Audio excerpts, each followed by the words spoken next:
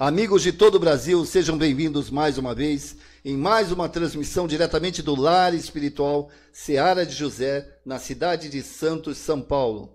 Estamos aqui para mais um assunto muito interessante, essa questão de pais e filhos. Eu quero muito agradecer a presença do nosso querido amigo Dr. Vladimir Batista, psicólogo, já esteve aqui uma vez, foi um sucesso, né? O sucesso que eu digo é aquela, né, o assunto, né, fluiu, empolgou as pessoas, foi muito bom. Seja bem-vindo mais uma vez. Antes, porém, lá vou eu de novo falar do YouTube. Eu preciso colocar 5.000 inscritos até dezembro. Isso é uma pretensão imensa, né? Mas nem alguns youtubers por aí conseguem. Sim. Mas que de repente a gente dá uma melhoradinha. Então eu vou mostrar para vocês como é que é. Você vai acessar youtube.com. Lá em cima na pesquisa, tá vendo aquele quadradinho lá de cima? Você vai ver lá, Seara de José. Você digita Seara de José, vai abrir o canal do Seara, onde você vai encontrar mais de 50 palestras, você vai encontrar material espírita, tem do Haroldo, tem muito material para você acessar. Do lado direito, no cantinho, tem um botãozinho vermelho, você vai clicar nele e pôr inscrever-se. Nesse momento você está inscrito, você faz parte do canal do Seara, e lá em cima, naquele quadradinho pequenininho, tem o sininho, você vai clicar nesse sino, e esse sino, na realidade, são as notificações. Toda vez que nós colocarmos um material novo, você será avisado. Então, participem, e é a tal história. Você assistiu uma palestra, você gostou da palestra? Faz assim, ó, tem um like positivo. Não faz assim. Você coloca um like e diz assim, não tem meio termo não. É o like, né? É positivo. Gostei da palestra. Você vai assistir hoje o nosso irmão, vai falar, adorei, gostei do Dr. Vladimir. E então você vai lá e clica em cima do like. Quanto mais like, melhor, porque a casa também acaba recebendo recursos do YouTube. Tá certo, gente? Seja bem-vindo, doutor. Eu queria que o senhor falasse um pouquinho desse assunto. É um assunto interessantíssimo. E essa questão desse vínculo de pais e filhos. Eu acho que é um momento bem oportuno. Nós estamos praticamente já de outubro para novembro. Sim. Tá? Então, eu queria que o senhor falasse um pouquinho sobre isso. A nossa ideia, a proposta de falar hoje sobre a relação entre pais e filhos, vem ao encontro até de algumas situações de alguns eventos que estão ocorrendo no mês de setembro, né? Por conta aí dos movimentos que se faz em torno do assunto suicídio. No mês passado, de setembro, né, você está falando? Isso, mês de setembro. E então, nós tivemos aí fazendo algumas palestras a respeito e sentimos que precisamos tocar nesse vínculo, nesse relacionamento entre pais e filhos. E essa é a proposta do assunto dessa noite. Tá certo. Eu queria lembrar a todos vocês, é bom a gente avisar, que vocês podem deixar perguntas. Façam perguntas, façam comentários. Se você quiser, se você não quiser fazer pergunta, comentário, e tem alguém que está precisando de ajuda, deixa seu nome para aquela prece final que a gente faz. Né? Eu sempre convido o pessoal a fazer essa prece no final. Mas participem. E outra coisa, compartilhem. O mais importante é você compartilhar esse vídeo. Quanto mais compartilhamento, mais nós podemos levar esse conhecimento até as pessoas de todo o Brasil. Meus amigos do Japão, lá o Armando, o pessoal aqui do Chile, do Uruguai, o pessoal do interior de São Paulo, o pessoal lá do Nordeste, que também já se comunicou conosco. Todos vocês, o pessoal do Mato Grosso, lembrei agora, tem uma famílias do Mato Grosso que ficam esperando esse horário para assistir. Muito bem, sejam bem-vindos e participem, por favor. O que nós poderíamos falar mais aí dos pais e filhos? O que a gente pode... eu até gostaria de fazer uma introdução, na realidade, a partir de um livro muito interessante, escrito por um psicólogo espanhol chamado Juan Garriga Bacardi, ou Bacardi, né? Ele escreveu um livro chamado Onde Estão as Moedas? E eu gostaria de introduzir o assunto lendo um pequeno trecho do livro que vai dar o tom da nossa fala hoje. Ok? Ok. Bom, como eu disse, o livro se chama Onde Estão as Moedas? Vocês podem encontrar em qualquer livraria, enfim. Em uma noite qualquer, de uma época qualquer, alguém teve um sonho. sonhou que recebia algumas moedas das mãos de seus pais. Não sabemos se eram muitas ou poucas, se eram milhares, centenas, uma dezena ou apenas um par. Também desconhecemos o metal de que eram feitas, se ouro, prata, bronze ou talvez ferro. Enquanto sonhava que seus pais lhe entregavam as moedas, esse indivíduo teve uma sensação de calor em seu peito. Foi invadido por uma grande alegria. Estava contente, encheu-se de ternura e dormiu serenamente o resto da noite. Na manhã seguinte, quando despertou, a sensação de serenidade e satisfação persistia.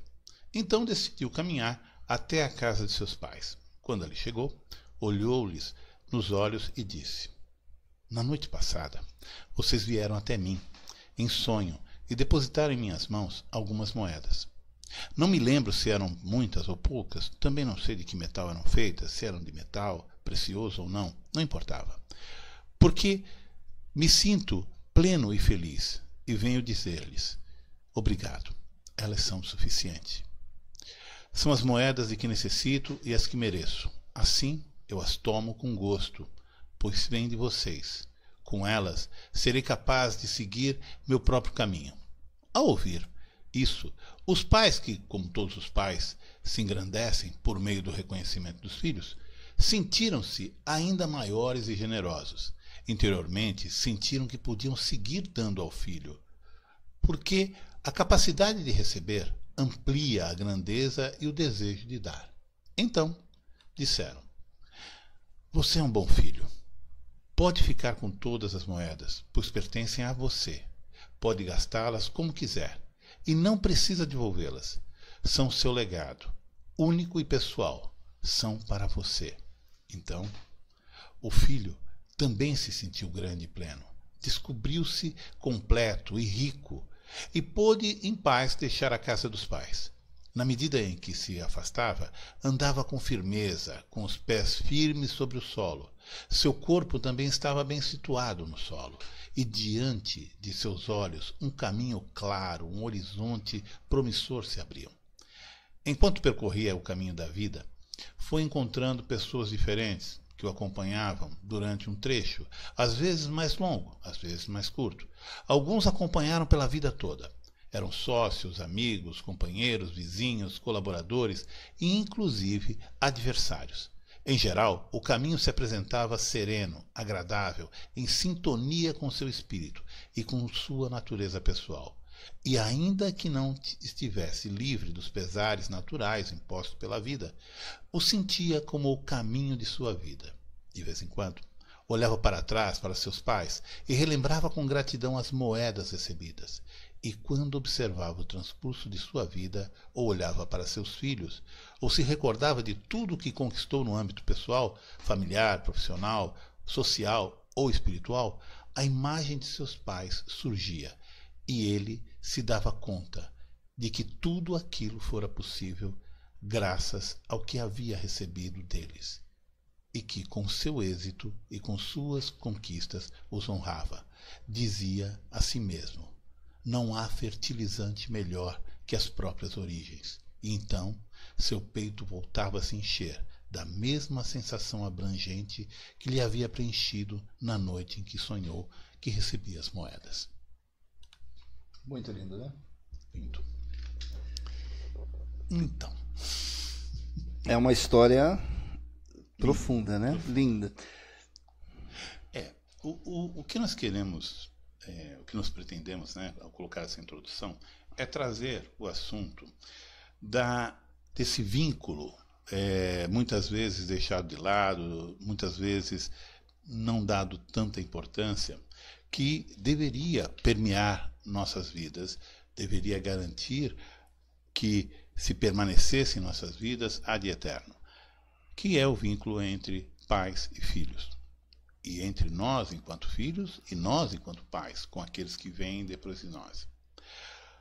A questão, ela se resume ao fato de que não importa, e por isso as moedas, que não se sabe quantas eram, não importa aquilo que eu tenha recebido dos meus pais, ou aquilo que eu acho que merecia ter recebido dos meus pais, ou aquilo que eu julgo ter sido pouco, aquilo que eu recebi foi o suficiente. O suficiente para que eu esteja aqui, diante de todos, diante do mundo, com os recursos que me foram passados. Recursos de amor, de atenção, seja lá o que for. E com esses recursos recebidos dos meus pais, eu caminhei na vida com aquelas moedas. E fui multiplicando na medida que eu fui me relacionando com os outros. E aí, quando chega um momento em que eu começo, como indivíduo, a me entregar, a servir, seja, não só com os filhos, mas toda vez que eu me coloco diante de alguém, a prestar um serviço, seja ele remunerado, ou seja simplesmente a atenção que eu dou a alguém desconhecido, não importa. Eu acrescento a essa vida, a essa pessoa, eu entrego as moedas que recebi, acrescidas daquilo que eu consegui desenvolver. Então, essa metáfora, ela tem muito a ver com muitas das queixas que alguns filhos têm em relação aos pais. Uma cobrança, né? Sim. Exatamente. A gente está sempre cobrando, por que que você não me passou isso? Por que que não foi... E, na realidade, eles nos passam o suficiente. Ou aquilo, às vezes, pode ser que não seja o suficiente de acordo com a nossa expectativa. Mas é sempre o suficiente para que eu seja, inclusive, motivado a buscar no mundo aquilo que eu não encontrei. Porém, o problema maior é quando eu quero que o mundo me dê aquilo que eu julgo que meus pais deveriam ter dado. Sabe, eu me deparo, eu e minha esposa, nós atendemos muito e cada vez mais estamos percebendo que essa temática ela vem para o consultório e quando não vem, ela vem às vezes escondida através de outras queixas, como não consigo ter sucesso nos relacionamentos, eu não consigo desenvolver-me na vida, eu não estou encontrando trabalho, eu não sei o que fazer na faculdade, né? Que faculdade vou seguir.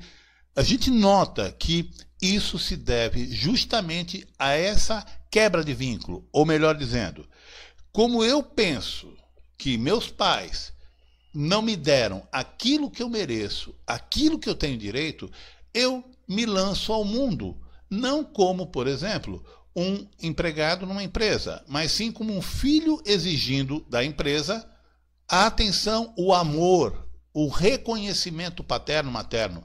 Por isso que, às vezes, a pessoa não deslancha.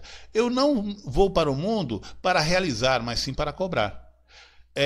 A gente tem uma expressão até um pouco engraçada, né? Pode parecer engraçada, mas é uma maneira, talvez, de explicar isso de maneira assim, mais objetiva, talvez sem tanto floreio, sem tanta terminologia psicológica, né? Eu chamo de a síndrome do vale-frango. Como é que é? A síndrome do vale-frango.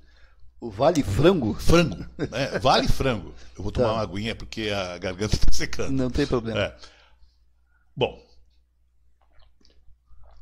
eu acho que todos nós sabemos o que é um vale-frango, né? Você vai na padaria no domingo, sai... Então a coisa... Eu vou explicar assim detalhadamente, pausadamente. Não, mas é bom você falar, porque você está falando para o Brasil todo, tem gente que não sabe nem imagina então, o que é. De repente é um regionalismo aqui de Santos, né? O vale-frango, na realidade, é o seguinte, é quando você vai numa padaria, num lugar que fazem um supermercado e fazem aquele frango assado naquela máquina, né? E você compra o frango e eles te dão um ticket, né? Um recibinho, um vale-frango, né? Vale um frango. Se você comprar dois, vale 2 frangos, né? Mas enfim, geralmente compra um, né? Compra o frango e te dão um ticket que vem com um número. Esse número é a ordem da fila, ou seja, você compra e aí você olha o número. Então vamos lá. Estou eu lá na fila da padaria e compro um frango.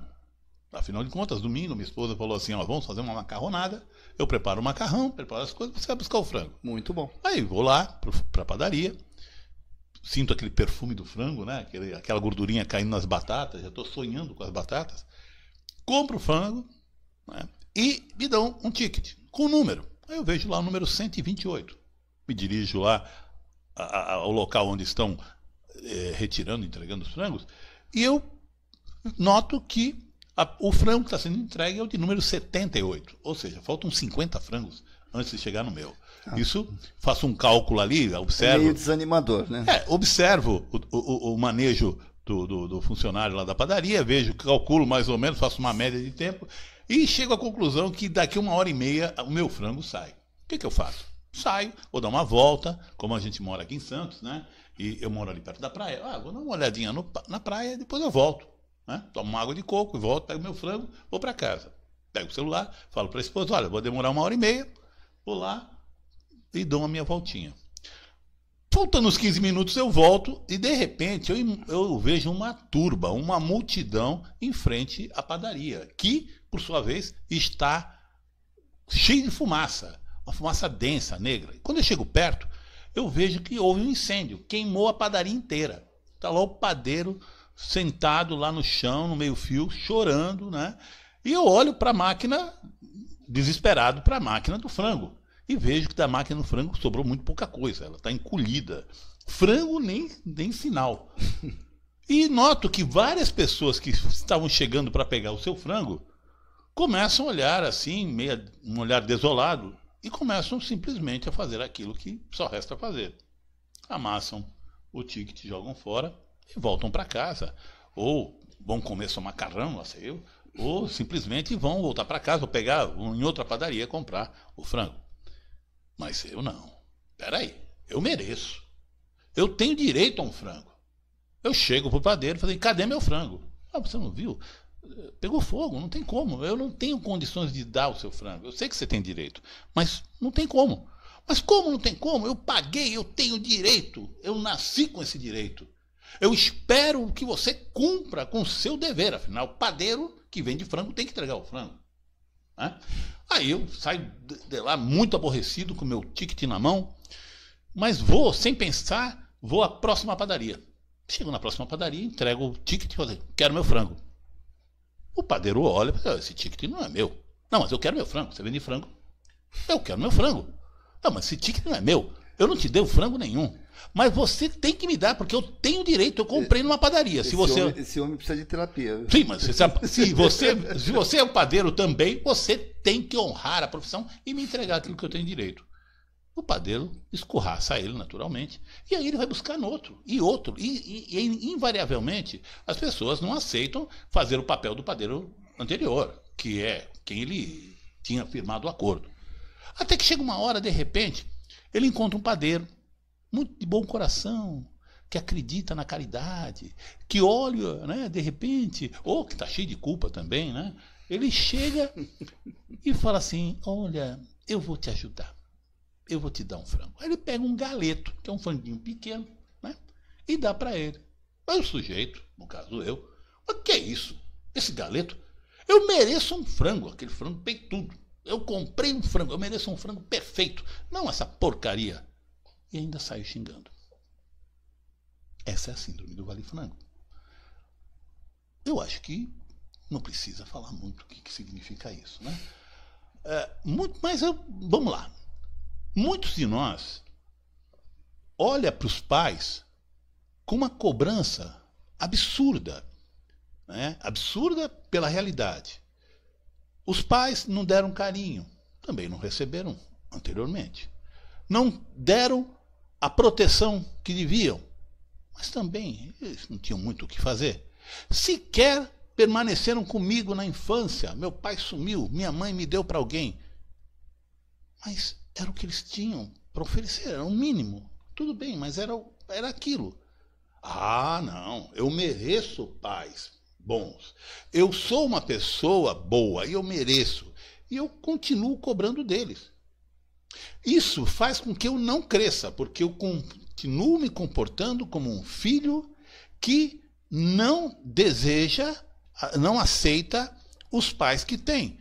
É impossível. Ainda justifico as coisas erradas que dão comigo, não, que é a culpa deles. Mas é claro, poxa, eu sou assim porque meu pai era assim. Tudo bem, eu sou narigudo porque meu pai não tinha nariz arrebitado. Mas o resto, meu pai me deu o suficiente. Era tudo que eu queria? Claro que não, eu queria muito mais. Mas é o que tinha para hoje. E nisso, a pessoa que não aceita, o que ela faz? Ela pega o vale pai e mãe, vale amor de pai, vale amor de mãe, vale lar perfeito.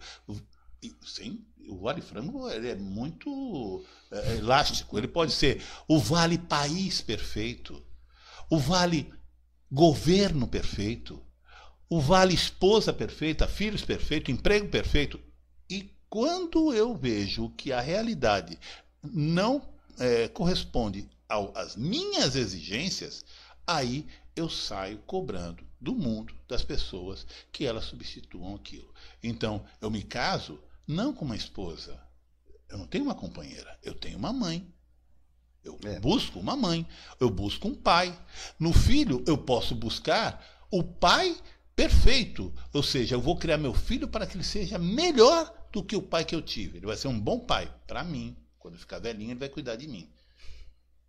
Ou seja, isso cria uma situação em que, se eu não aceito as minhas raízes, como é que eu posso produzir bons frutos?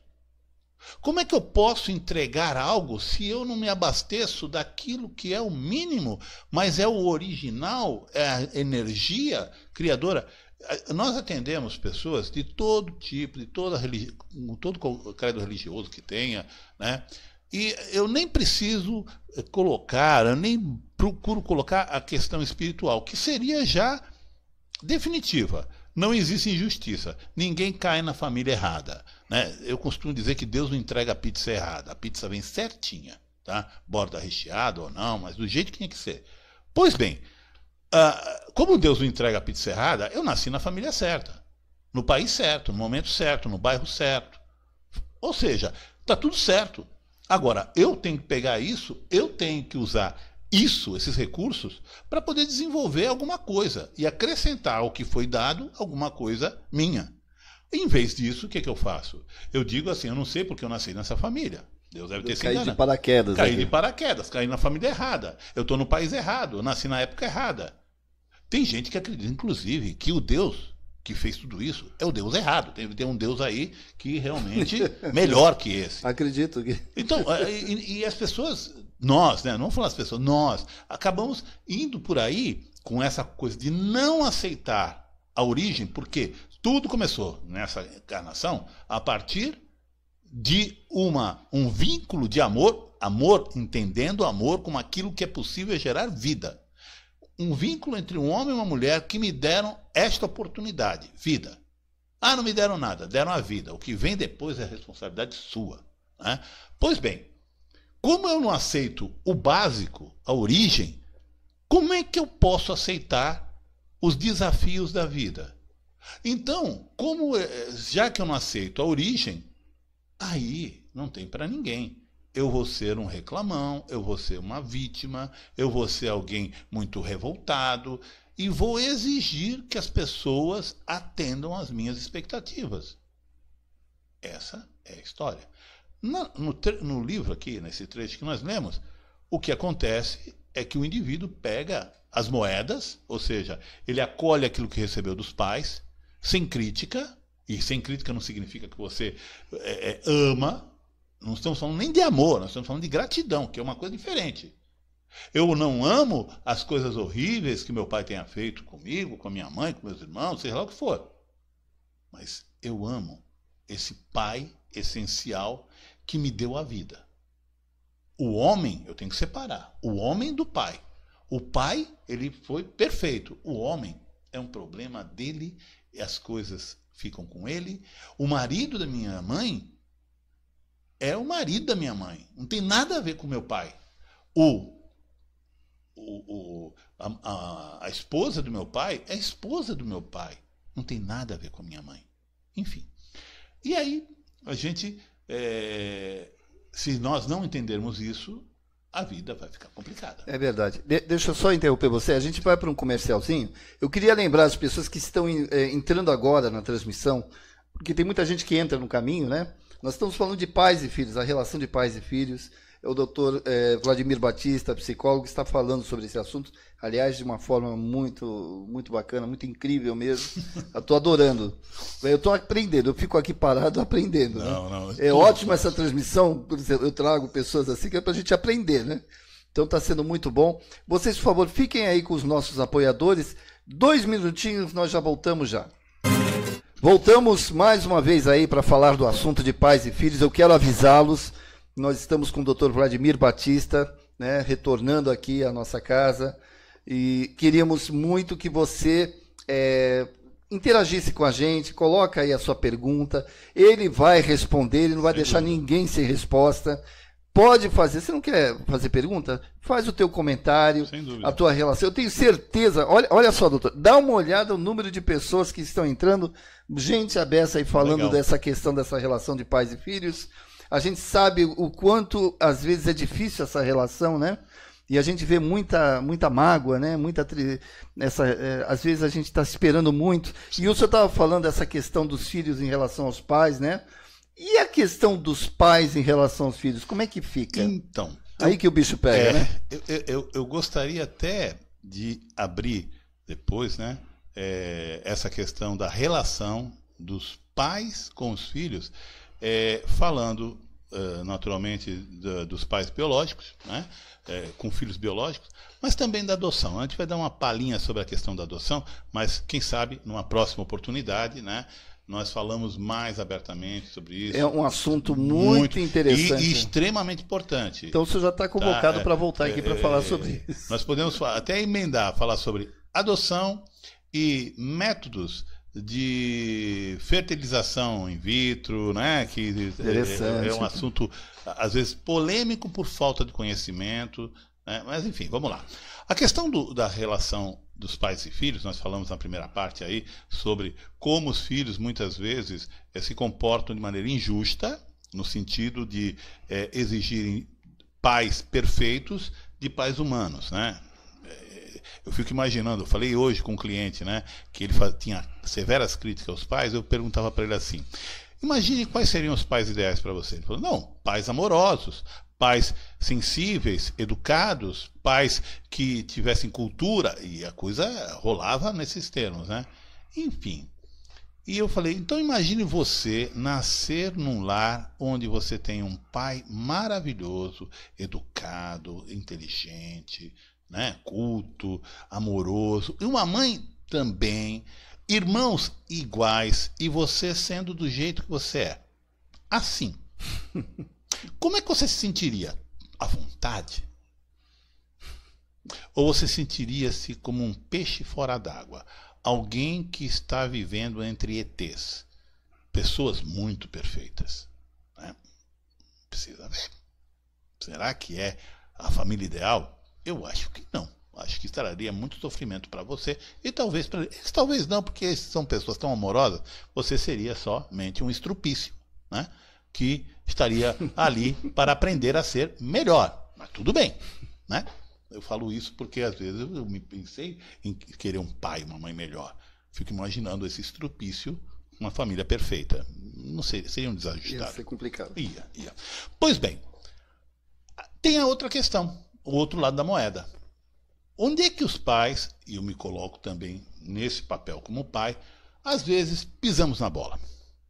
Quando os pais colocam os filhos no lugar muito grande para eles.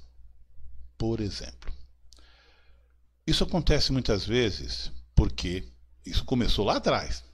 Eu, como não aceito meus pais, como eles são, como eu acho que eles não me amaram devidamente, não me deram atenção, em vez de eu sair para o mundo preenchido de pai e mãe, tá? Em vez de sair preenchido de pai e mãe, quando eu falo preenchido, é acolhendo tudo aquilo que foi, do jeito que foi, pelo preço que foi, sem exigências estapafúrdias, né? Eu vou para o mundo e arrumo um companheiro, com quem eu estabeleço um vínculo afetivo de troca. Eu chego junto nessa relação. Eu, a minha esposa, a namorada, seja lá o que for, e nessa relação existe uma troca de igual para igual. Eu sou um companheiro, ela é um companheiro. Nada mais do que isso. E, portanto, a relação se mantém, se estabelece de maneira muito equilibrada. O problema é quando eu saio com essa ideia de que meus pais foram inadequados ou me devem algo, e eu transfiro aquele vale-frango citado antes para essa pessoa que se apresenta. Essa vai me amar como eu mereço. Essa vai dar aquilo que eu não recebi. E aí eu estabeleço um vínculo que não é de casal. Eu me relaciono com uma mãe ou com um pai. Você transferiu, né? Exato. E aí o que acontece? Se eu caso com a minha mãe, ela é minha mãe. E aí nós temos um filho. Olha só que coisa interessante.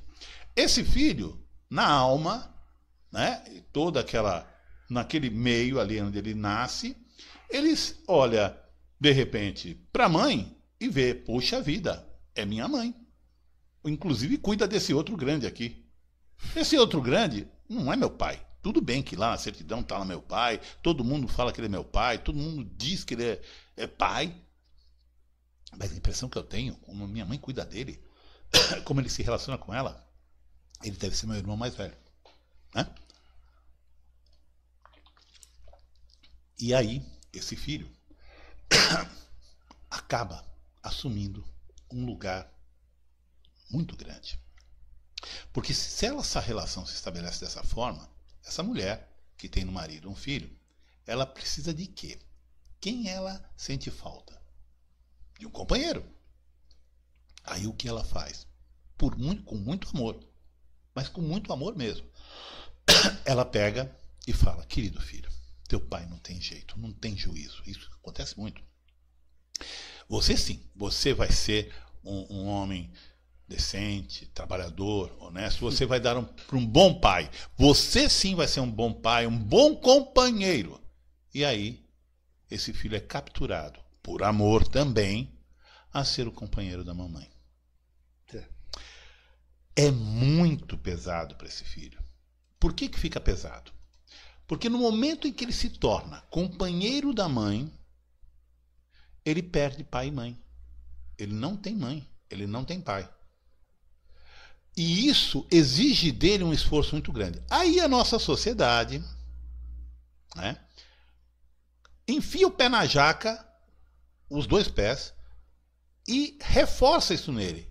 Chega e fala, nossa, como você é um filho exemplar, você é um exemplo, você cuida da sua mãe e não aquele traço do seu pai, que coisa horrível. Ele é reforçado para ser companheiro da mãe. Ora, esse cara não tem pai nem mãe. Ele tem uma companheira. E, de repente, um rival. Que ele ama, na alma ele ama como pai. Ele se sente culpado de estar ocupando o lugar de alguém muito maior que ele. Ele tem que buscar forças.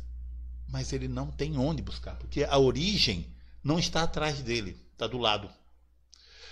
Uma pessoa assim, ela vai fazer o quê? Ela vai tentar sobreviver nesse mundo. Como? Ela vai tentar buscar aquilo que falta, que lhe dê força, um pai e uma mãe. E aí onde é que ele vai buscar isso? Geralmente ele vai buscar o pai na empresa. Aí ele se afeiçoa a um diretor, a um gerente, presidente da empresa, o chefe, enfim.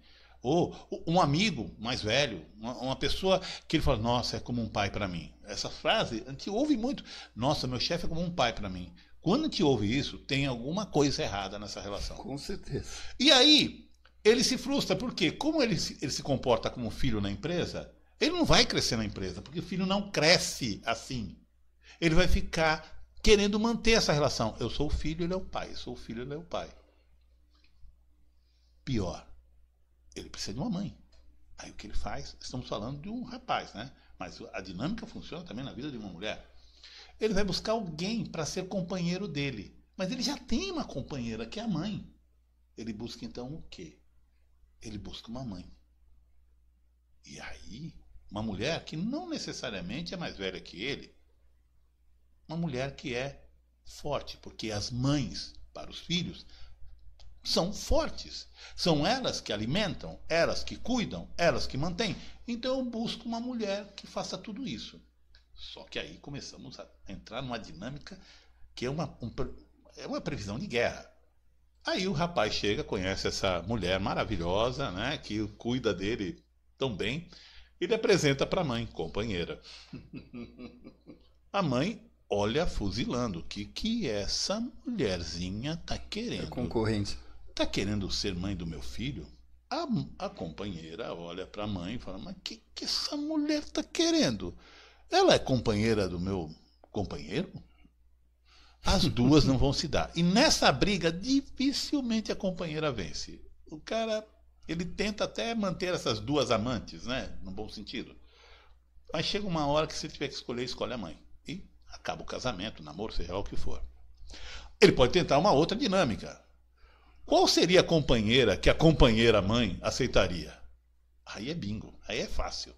Ele vai buscar no mundo uma criança, mentalmente falando. Não é nem uma garota mais nova, pode ser, mas alguém que seja frágil, mais frágil do que ele.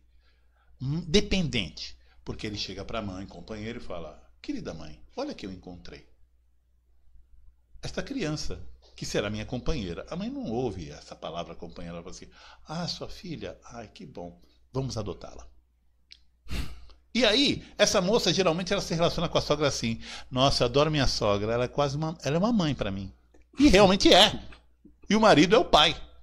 Ou o namorado, né? E tá tudo certo, tá tudo certo. Viu que houve já um equilíbrio, se reorganizou a estrutura, o grupo. Quem é que vai pagar essa conta? Porque alguém paga a conta. Aí o casal tem um filho. Olha a história se repetindo. Aí o filho olha e vê: olha, papai tá aqui. Mamãe, cadê mamãe? Aí ele olha a avó, que é a mãe. Aí fala: puxa vida, e a mãe o que é? Ah, ela é a irmã mais velha. Você, por acaso, a gente respeita o irmão mais velho? A gente desacata, a gente desafia, a gente tira uma onda. Aí vem essa mãe no consultório: eu preciso que o senhor me ajude, doutor. Meu filho não me obedece, ele me trata como se fosse uma qualquer, ele me desacata, ele não me respeita. Só respeita o pai e a avó. O que a gente faz? Tem conserto? Tem. Opa! Aí a coisa mais fácil, quer dizer, a solução é fácil. A execução pode ser um pouco complicada, porque eu tenho que largar um lugar que não é meu e ir para o meu lugar. Qualquer um desses personagens que se movimentar e voltar para o lugar já vai mexer em todo o sistema. Essa é a visão sistêmica, né? Que nós, além de trabalharmos, eu e minha esposa, com a psicologia, né, como psicólogos, nós também trabalhamos como facilitadores de constelações familiares. Mas a nossa visão, enquanto psicólogos, também é sistêmica. Portanto, é isso aí. Como faz? Simples. Seja você no seu papel. Querida mamãe, eu não sou teu companheiro. Eu sou apenas teu filho. Eu sou pequeno. Esse papel de companheiro é muito pesado para mim.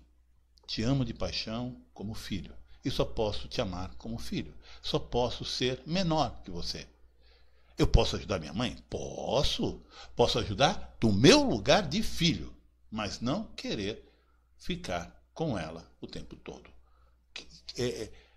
A pessoa mais importante para alguém que faz parte de um casal é o companheiro. Mais importante que o filho, inclusive. Isso quando a gente fala: mas não, meu filho em primeiro lugar. Quando eu falo meu filho em primeiro lugar, eu estou deixando de lado meu companheiro e colocando ele como sendo alguém que eu vou trocar. Não dá. Eu não posso trocar com o filho só recebe. Eu costumo dizer que o amor flui. Tudo flui no universo. E o amor também. O amor vem da origem, passa por nós e vai para o futuro. É um rio. O rio, ele nasce na fonte, ele percorre todo o seu percurso e continua. Eu não conheço nenhum rio que numa metade do caminho, em algum ponto, ele fala assim: peraí, eu por gratidão agora eu volto para a fonte. Não existe isso. Então, qual é a sacada? Meus pais me deram as moedas, me deram amor, me deram tudo aquilo que eles conseguiram me dar. Não me deram nada, só me deram a vida. Pô, deram tudo, né? A partir dali você faz o que você quiser. Então, meus pais me deram. Eu acolho, sem queixas, sem exigências, e digo: era o que tinha para hoje, é o suficiente, daqui eu toco. Eu toco com aquilo que eu consegui receber. E quando eu faço isso genuinamente, eu acolho aquilo que eu recebi dos meus pais, eu encontro alguém.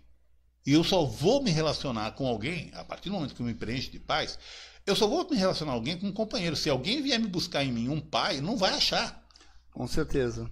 Percebe? E aí... Porque não vai faltar nada, né? Não vai faltar. O que falta são coisas que conquistaremos juntos ou sozinho. Se eu escolher ficar sozinho, eu vou ficar sozinho com papai e mamãe dentro de mim e vou entregar para o mundo aquilo que eu recebi e mais aquilo que eu consegui construir. E quando eu tiver meus filhos, eu vou passar para eles. E eu vou querer que meus filhos me amem. Tem esse negócio. Eu preciso do amor dos meus filhos. Não precisamos do amor dos filhos. Os filhos precisam do nosso amor. O que nós precisamos é do respeito. deles a nós, né? E a vida que nós entregamos a ele.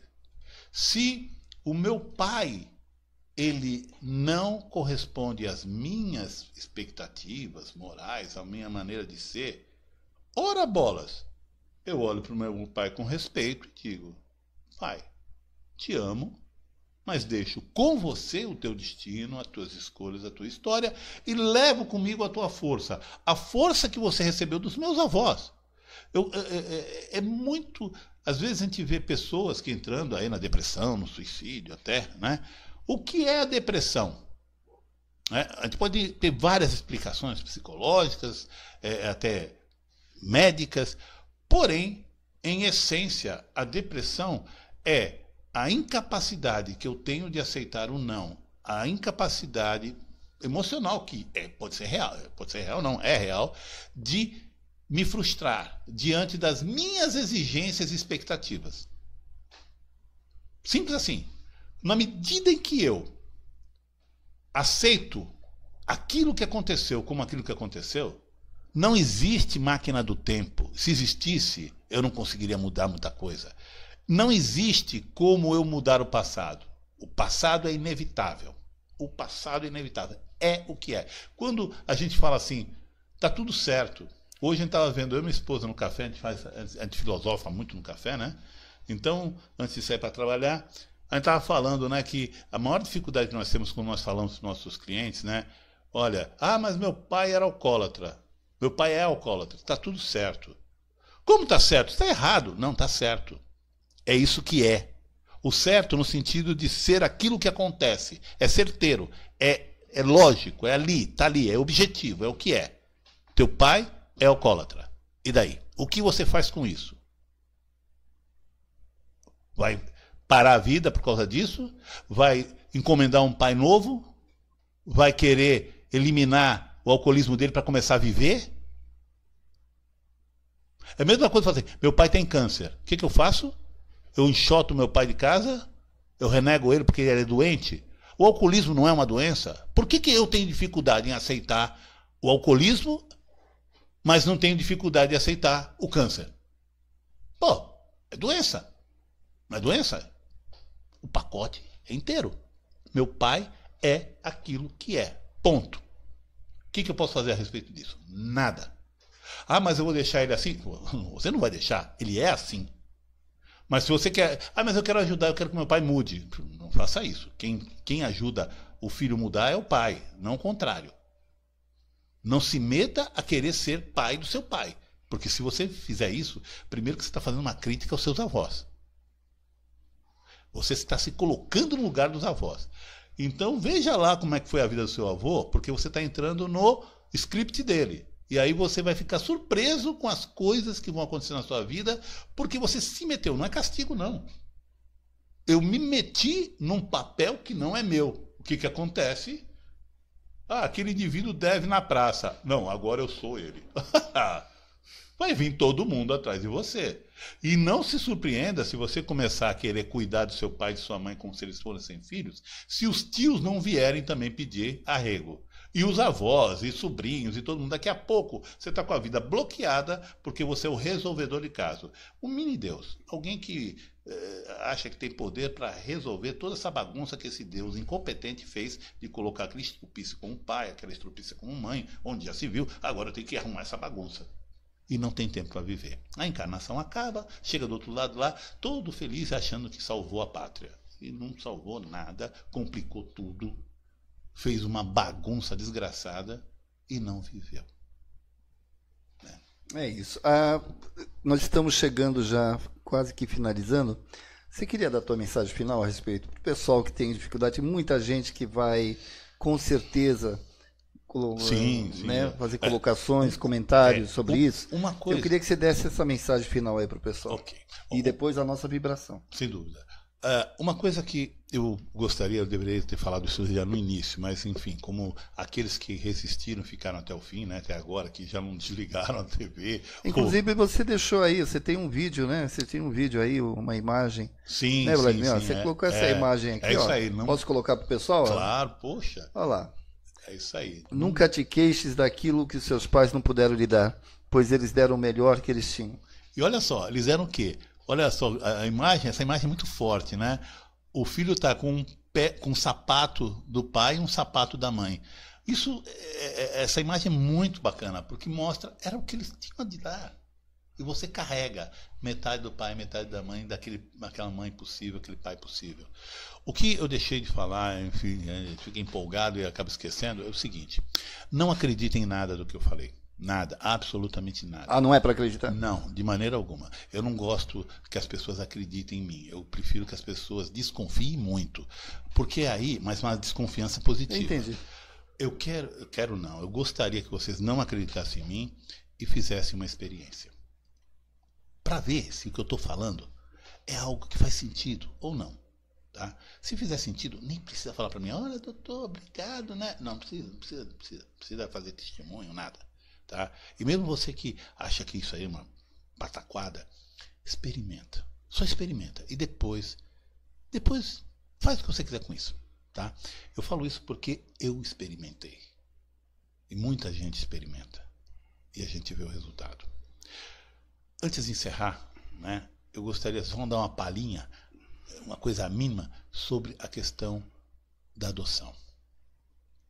Eu atendi há tempos atrás uma moça que tinha uma enorme dificuldade na vida pessoal dela, de relacionamento e tal. Ela se dava muito bem com os pais adotivos. Os pais adotivos, eu conversei com eles, nossa, pessoas totalmente conscientes, que fazem a adoção consciente.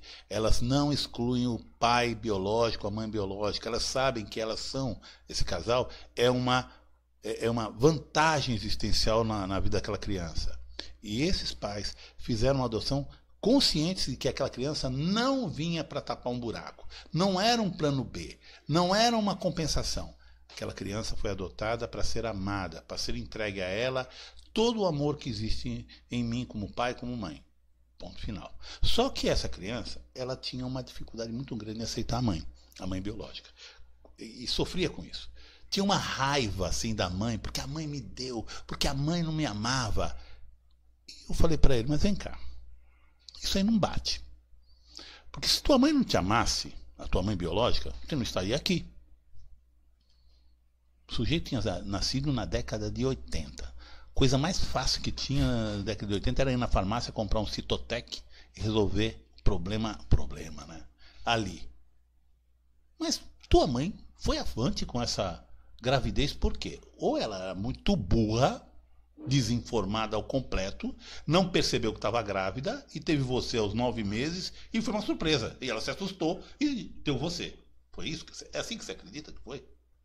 Quando uma mãe entrega um filho que gestou, por mais que você pense que ela não te ama, ela ama até mais, porque ela abre mão da própria maternidade, porque ela se vê, olha, erroneamente como uma mãe menor, incapaz.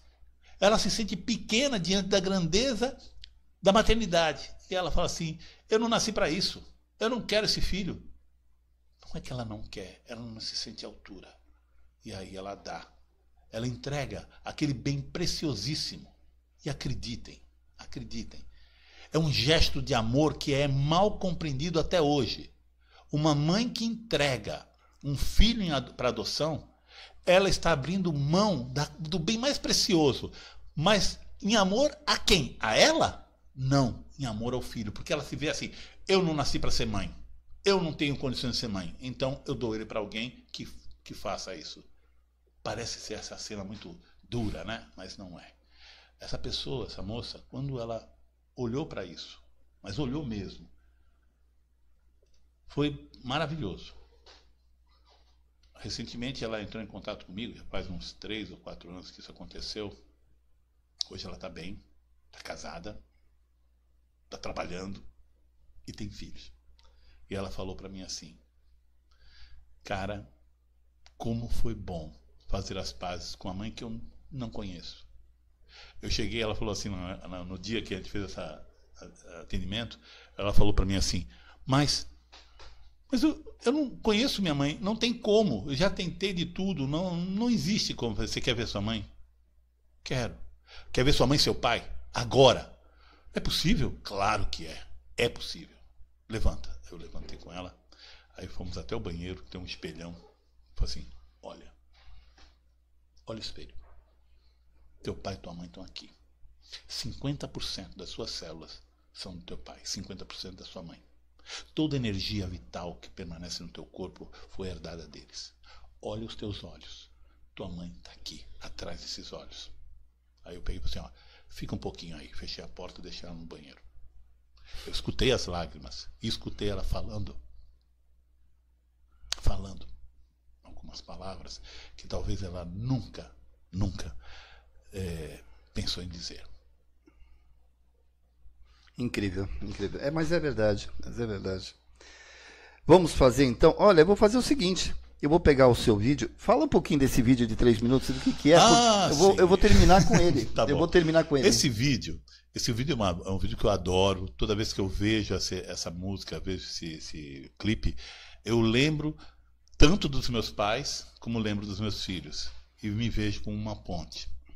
É um vídeo da década de 80, enfim, 70, anos 70, um cantor chamado Cat Stevens, Father and Son. Tá certo. Vamos fazer uma vibração agora? Uma precezinha, você faz pra gente? Um minutinho? Faço. O pessoal fica esperando esse momento também.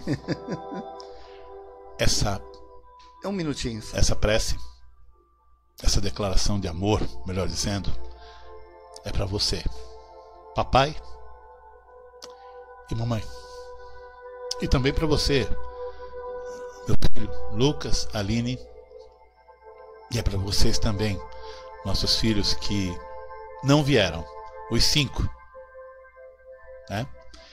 E é para você também, minha companheira, que ainda espera, apesar de ser mãe de 5 filhos que não vieram. Pai misericordioso, Deus, Pai e Mãe, obrigado por tudo que você me deu através dos meus pais. Foi o suficiente. Obrigado por todas as referências que os meus pais me deram. Referências boas, referências não tão boas, mas que norteiam minha vida até hoje, reproduzindo aquilo que julgo ser bom e evitando aquilo que não seja tão bom, reproduzindo os acertos e evitando repetir os erros. Eu não sou melhor que meus pais, eu sou o melhor dos meus pais.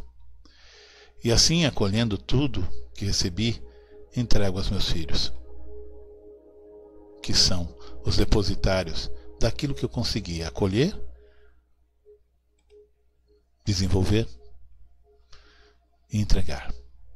E entrego a todos aqueles a quem sirvo, amigos, clientes, estranhos que batemos papo através das palestras, sei lá o que for. Essa é a maneira maravilhosa que Deus dá a todos nós, a oportunidade de sermos filhos, pais, irmãos, filhos de Deus. Que assim seja. A nossa gratidão a todos, obrigado pela paciência, pelo carinho, pelas mensagens que chegaram. Que Deus abençoe e até uma próxima transmissão. Vocês vão ficar com o vídeo do Dr. Vladimir, 1970. Para o pessoal mais antigo vai gostar, né? Vamos matar saudade aí. Fiquem com Deus. Um abraço a todos.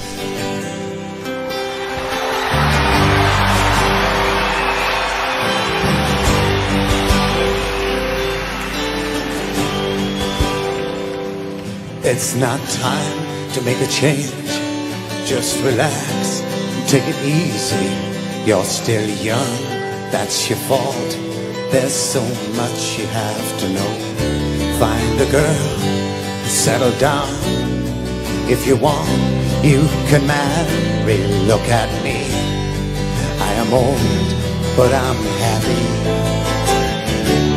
I was once like you are now, and I know that it's not easy to be calm when you found something going on.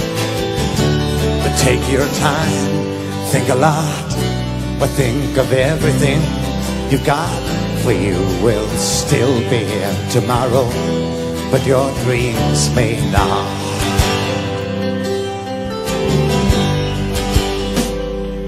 How can I try to explain?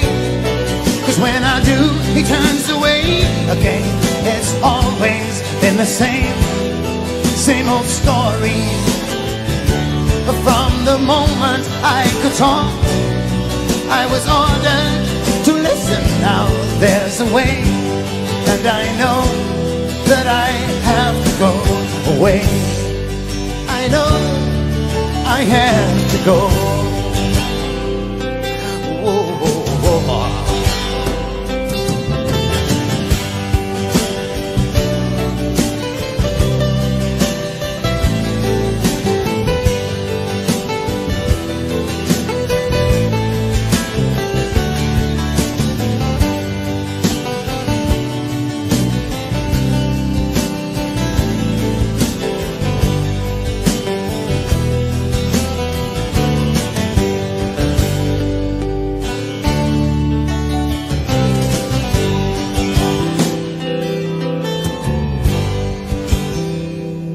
It's not time to make a change. Just sit down, take it slowly. You're still young, that's your fault. There's so much you have to go through. Find a girl and settle down. If you want, you can marry. Look at me, I am old, but I'm happy. For all the times that I've cried, keeping all the things I knew inside is hard, but it's harder to ignore it. If they were right, I'd agree, but it's them they know, not me. Now there's a way, and I know that I have to go away. I know I have to go.